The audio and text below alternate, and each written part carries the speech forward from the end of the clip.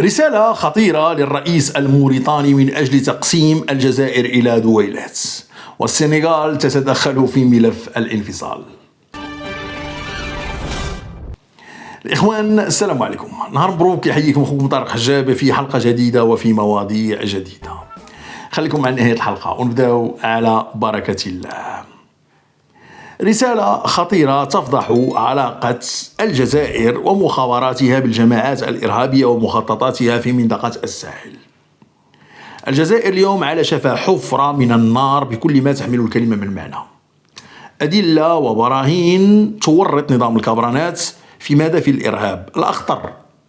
أي اتهام يمكن يتوجه لشي دولة يمكن من بعد تصلاح لقاو لي شي طريق، لقاو لي شي مخرج، لقاو لي شي مسلك، شي مراوغات، شي مناورة، إلا الإرهاب. لما كتمس بالإرهاب، وهذا ماشي فقط على صعيد الدول بل كذلك الأشخاص.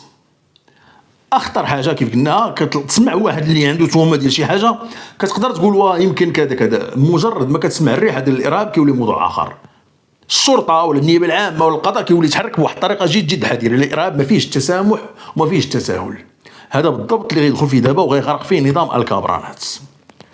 منظمة التجمع العالمي الأمازيغي تشتكي سلطات الجزائر لدى الاتحاد الإفريقي وتتهمها، يعني السلطات ديال الجزائر ومخابراتها، بتحويل أو تمويل الجماعات الإرهابية المسلحة من أجل زعزعة استقرار بلدان الساحل عبر رسالة وجهتها للرئيس الموريتاني محمد ولد الشيخ غزواني بصفته رئيس الاتحاد الإفريقي. اسمع الرسالة ماذا تحمل، اسمع الناس فاش غارقين، اسمع نظام الكابرانات باش تعرف، ويا صحاب عمي تبون وعمي شنقريحة، باش تعرف عمك اش كيدير، باش تعرف عمك فين غيورطك، تعرف عمك فين غيوصلك، تعرف عمك ان نهايته نتمنى ما تكونش نهايتك انت قريبة. قال لك سيدي في الرسالة غنقراو منها بعض المقتطفات وبعض الأجزاء اللي غتوضح وغتفضح هذا النظام. قال لك لدينا قناعة راسخة بأن المخابرات الجزائرية هي المسؤولة عن تمويل الجماعات الإرهابية بمنطقة الساحل، وذلك من خلال إنشاء الجماعات السلفية، منها تنظيم القاعدة في بلاد المغرب الإسلامي، وهو ما تشهد عليه الدراسة التي أجراها كل من فرانسوا جيز وسليمة ملاح. الأجهزة الاستخباراتية الجزائرية الإجرامية وبالخصوص دائرة الاستعلامات والأمن والمديرية العامة للتوثيق والأمن هي المسؤولة بشكل مباشر عن جميع جرائم القتل المرتكبة، وهدفها الجيوستراتيجي هو زعزعة استقرار بلدان الساحل وتحويل المنطقة إلى برميل بارود، ومنع الدول من التنقيب عن الهيدروكربونات والثروات الجوفية، ومنع الدول مثل النفط والغاز، ومنع الدول مثل مالي والنيجر من استغلالها. المخطط الإخوان ديال نظام الكابرانات أصبح ظاهرة للعيان. هذه دراسات اللي هي دراسات يعني دولية وتقارير اللي قامت بها جهات وقامت بها منظمات، هما استشهدوا بدراسة ديال جوج الأطراف اللي هي فرانسوا جيز وسليمة ملاح. هذه دراسات محايدة، ماشي ديال القجع، ماشي ديال شي حاجة أخرى، دراسات اللي هي محايدة بالأدلة والبراهين والحجج، واللي كتورط من دائرة الاستعلام والأمن، وكتورط كذلك المديرية العامة للتوثيق والأمن الجزائرية. تصور معي يا مواطن يا مغربي أننا كنتحدثوا على نظام اللي شنو الهدف ديالو؟ قال لك هو أنه يمنع الدول من التنقيب عن الثروات الباطنية. يعني ملي كيخرج تبون وتيقول لك أنا غادي نتبرع بواحد 1000 طن ديال الأسمدة، ملي كيخرج تبون وتيقول لهم انا غنتبرع بداك الكلام الفارغ ديالو مليار دولار غنعطيه لصندوق التنميه في افريقيا. يعني انت لما كتحدث على هذا الكلام وهذه الارقام الخياليه التي لا توجد الا في مخيلتك، يعني علاش كنهضروا على انك كتشعر بواحد النوع من واخا ماشي في محله ديال تانيب الضمير، ان صح التعبير، واخا ما كاين تانيب الضمير لا والو، لان هذه الدول هذه جات في واحد المنطقة اللي هي غنية بالثروات الطبيعية، غنية بالخيرات، لكن ما الذي حدث؟ الجزائر كتعرقل وكتخلق جماعات. نعطيك مثال ولكن على علاج ناس باراقيشهم، مثال اللي كنا هضرنا عليه البارح، الأنبوب ديال الغاز ديال نيجيريا الجزائر. نكونوا واضحين، نكونوا منصفين، نكونوا عادلين، ونكونوا موضوعيين ومنطقيين. خلينا من العاطفة الإخوان ما كنبغيش نستعملها، العاطفة ما غدينا حتى بلاصة. أنا شخصيا لو كنت مصنع القرار ديال نيجيريا، لو كنت مصنع القرار ديال نيجيريا، يعني شنو غيهمني؟ غيهمني المصالح ديال نيجيريا والمداخل ديال نيجيريا. عندي انبوبين، عندي الانبوب ديال نيجيريا المغرب اللي من تما غيمشي لاوروبا، وعندي الانبوب ديال نيجيريا الجزائر اللي من تما حتى هو يقدر يمشي لاوروبا. انا لو كنت مصنع القرار تقنيا كنقول لك تهمني المصالح ديال بلادي نيجيريا، غنختار الانبوب الجزائري، اقل تكلفه، اقل مسافه، اسهل، يعني منين ما جيتيه كيبقى افضل بكثير تقنيا. اقول لك خليش لغه العاطفه، خلي احنا مغاربه لا الستار والشذب معاهم، خلينا من هذاك الكلام. انا كنهضر معاك، حنا تجردنا سيدي، انا من موزمبيق ولا من طنزانيا، ماشي مغربي في الحاله هذه. حنا كنديروها دراسه 1000 مره الانبوب ديال نيجيريا الجزائر افضل من الانبوب ديال نيجيريا المغرب. تما كاين 13 دوله خاص الموافقه ديال هادو، المسافه طويله، تكلفه عاليه، بزاف ديال المسائل كاينه،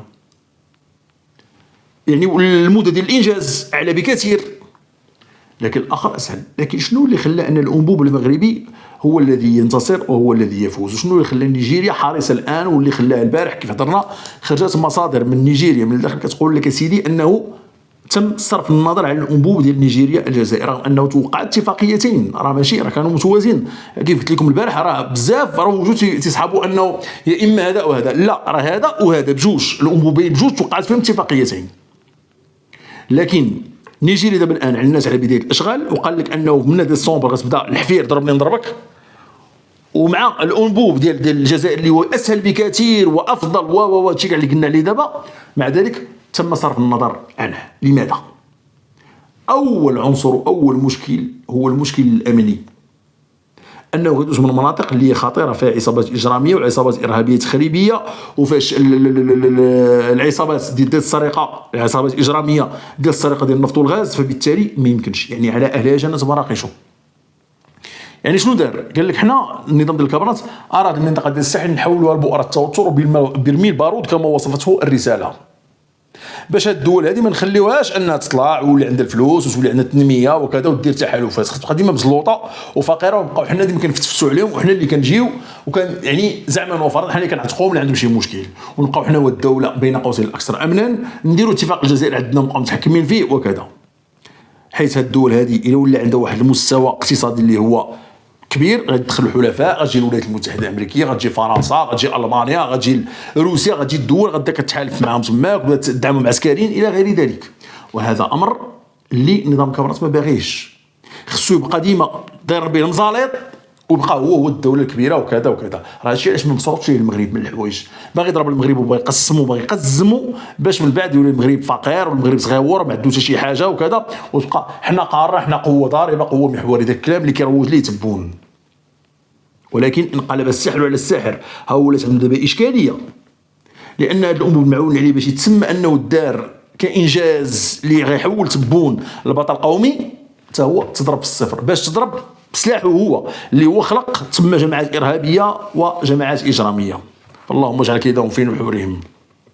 قال لك يا سيدي الجزائر تخلق الفوضى، اسمع خوفا من نجاح طوارق مالي في مخطط الحكم الذاتي ونقل العدوى لطوارق الجزائر، ولذلك تسعى لاضعاف دول الساحل اقتصاديا والحفاظ على هيمنتها في المنطقه. يعني هذا هو ما يرعب نظام الكابرات. حنا كنهضروا على تقسيم الجزائر لدولات، شفنا كيفاش جمهوريه القبائل المحتله اعلنت دابا على انشائها، على ولادة جمهوريه القبائل المحتله بشكل رسمي. شفنا كيفاش انه الان عطاهم فرصه، قال لهم نعطيكم واحد المده تعطيونا تمكنونا من حق تقرير المصير اللي هو حق ديال الشعوب المستضعفه، او غادي نعلنوا على الاستقلال من جانب واحد. شفنا كيفاش الازاواد اشنو دايرين تما في الجنوب، شفنا المشاكل اللي عندهم دابا الازاواد اللي طلعوا لهم مالي، ودابا عندهم مشكل ديال الطوارق، لانه تيقول لك الا نجح ذلك المخطط ديال الحكم الذاتي في مالي، الا نجح باش ان مالي تحتوي الازمه وتقبل، يعني باش انه يكون ناجح ذاك الحكم الذاتي، فبالتالي في الطوارق لانه عندهم ارتباطات وما عندهم ارتباطات عائليه الى غير ذلك مع الطوارق ديال الجزائر، فبالتالي غيولوا كيطالبوا نفس الشيء، وستقسم الجزائر الى دويلات. يعني داكشي اللي باغي يديروا المغرب هو كيرجع عليه. حنا كنتفرجوا، حنا ما هضرنا مع طوارق، ما دعمنا طوارق، ما درنا تقرير المصير، ما هضرنا عليهم في الامم المتحده، ما مولناهم، ما سلحناهم، ما والو. وشنو هو اللي كيوصل لهادشي هذا؟ هو التشرذم. لانك انت بغيتي تضعف الدوله ديال مالي، بغيتي تضعف الدوله ديال بوركينا فاسو، ديال النيجر وتشاد، الدول اللي دايره كلها بغيتي تضعفها. علاش؟ باش تكون عندها انقسامات وتكون عندها تشرذمات، باش تبقى انت هو الكبير، وان ما يكونش عندها ثروات وما يكونش عندها كذا. خصك تعرف واحد القضيه، ان الفقر والهشاشه راه كيؤدي للتشرذم. الفقر والهشاشه، حيت هذوك المواطنين اللي غير يطالبوا بتقرير المصير وطالبوا بكذا وكذا، لو كانوا يعني كيعيشوا في بحبوحه، وكانوا كيعيشوا يعني كل واحد فيهم مادا في خدمته، عنده العمل ديالو، عنده تجارته، عنده فلاحته، عنده شنو عنده مادا في الاسره ديالو وكذا، ما كيبداش يفكر شنو هو اللي كيدير هادشي. علاش كتلقى مثلا غالبا كتلقى مثلا الارهاب ملي كيجي، البؤر ديال الارهاب فين كتكون في الدول الفقيره غالبا. انا ما تنقولش ان اي واحد فقير راه ارهابي، الحاشا لله، وما تنقولش العكس، ما تنقولش واحد لاباس عليه راه ماشي، لا، راه الارهاب راه فكر، ولكن بصفه عامه كتولي كتحول بؤر التوتر. علاش؟ لان كيولي انسان ساخط على الوضع، عنده ضغط، باغي ينفجر، كيولي اي حاجه مات ليه ضد ما يسمى بالنظام الحكومه، كيولي مستعد، لا ندير لهم خذوا رزقنا، خونوا لينا، انا ما كناكلش، انا ما فاطرش، انا كذا انا كذا. ولكن واحد الانسان في واحد البلاد اللي هي مستوى عالي كتلقى الامن، وكتلقى اغلبيه الناس مهتمين بالاعمال ديالهم، بالاشغال، وكيحقق الطموح ديالو، كيفكر تيقول اليوم درت هذه، غدا ندير هذه، وهكذا. عندي وليدات غنقريهم مستقبل مشرق كذا كذا. هذا هو الاشكال. فاذا كتخلق انت واحد البؤره ديال التوتر تماك، كتخلق تماك واحد الهشاشه، كتخلق صراعات ونزاعات، وكتخلق ارتزاق، وكتخلق ان هاد الناس ما كيبقاو ما ياكلوش، كيمشيو ينضموا لجماعات ارهابيه. انت كتجي كتقول لي نعطيك $300 في الشهر، السيد بالنسبه لي $300 بحال كتقول لي 3 مليار او $300. انا نقول لك نقتل با نقتلو على 300 مليون، 300 الف فرنك، على $300. فاذا هناك اشكاليه، هناك اشكاليه اللي هي خطيره. يعني ان الامر الاخوان سيتطور، والان نظام الكابرانات سيجني ما زرعه.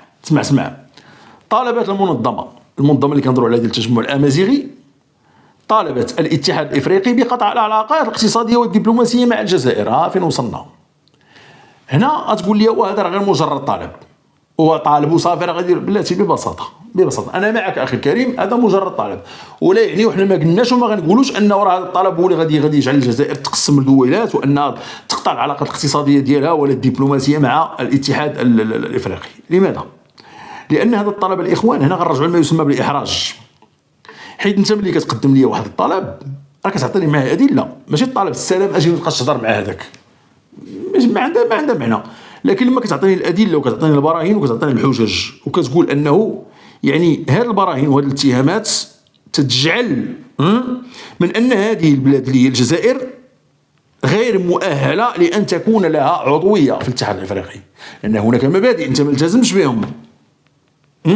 بحال كيلقاو شي واحد في شي حزب ملي كيشد شي جريمه اللي خطيره ولا اختلاس ولا كذا ولا كذا، واخا يكون خارج الحزب، كيقول لك هذا كيولي وصمه عار علينا، ما كيشرفناش ان يكون عندنا ذاك المواطن اللي كنا كنصحابوا انه نزيه وكذا وكذا، يكون عندنا عضو في الحزب، فبالتالي الحزب كيعلق العضو ديالو كيجري عليه. نعم نفس الشيء. فبالتالي اليوم الاتحاد الافريقي اصبح مطالبا بعد هذه الادله وهذه البراهين وهذه يعني وهذه الحجج هذه، اصبح مطالبا بان يقطع علاقاته مع الجزائر سواء على المستوى الاقتصادي ولا الدبلوماسي. يعني حنا داكشي اللي كيطالب به عده الدول اللي هي الطرد ديال الاتحاد ديال البوليزار الاتحاد الافريقي، راه ماشي بعيد، ومن الاحتمالات اللي كاينه وارده هو انه تطرد الجزائر بنفسها من الاتحاد الافريقي وتقطع مع العلاقات، وديك الساعه تولي البوليزار اللي كتدافع باش ترد الجزائر. شي قصر النظر، ياك قصر النظر. اسمع واحد الصفعه جديده. اسمع، راه قلت لك ما عمري كنوعدك، ما عمري نجيك بصفعه وحده، كاين الصفعات، كاين التمر ما يقول لك يعني. تسمع دابا حاولت الجزائر وجنوب افريقيا من بعد ما نجح الرئيس السنغالي الجديد وتعينت الحكومه الجديده، حاولوا دابا قال لك اسيدي بغاو يمشيو ويضربوا المغرب عبر السنغال، اللي كيعرفوا الاهميه ديال العلاقات التاريخيه، وكيعرفوا كيفاش السنغال حريصه على المغرب، وكيعرفوا كيفاش انه السنغال دائما كتدعم المغرب.